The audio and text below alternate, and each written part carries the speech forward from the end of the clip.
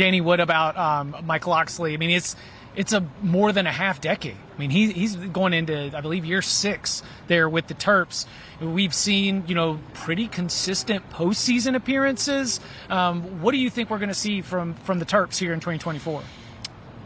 The 8-win kind of run that he's been on, I think you might see a little bit of a setback. I mean, Taulia Tagovailoa has been a presence there at quarterback that's been pretty stable. At least you knew it was going to give them. And then you would see Maryland start off really strong. Always. They'd come off 5-0, maybe 6-1, something like that. And then they get the heart of their Big Ten schedule, and they'd come falling back to reality. And then ended up making a bowl, going 7 or 8 wins, and kind of going there. I think it might be a little bit less than that. MJ Morris, who they're bringing into place, Taulia, it was a really awkward situation last year at NC State. Remember, he beats Miami and Clemson, but doesn't really do much in those games. And then all of a sudden, he gets his 4 games and he shuts it down. And it's like, no, I'm going to save this year of eligibility, when you thought maybe he would finish the season at NC State and kind of push it through there. Instead, he doesn't. And there was a lot of speculation about what was happening there. Eventually ends up here, which I think it's an offense which is pretty quarterback friendly.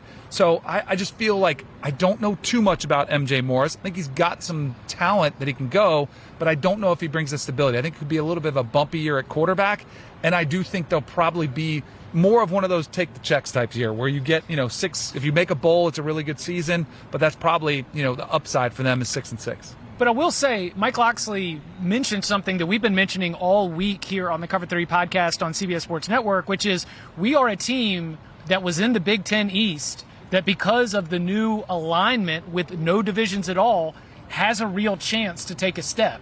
The words he used, comfortable but confident. And he said not comfortable in terms of, willing to settle for whatever you have, but comfortable in knowing exactly who they are.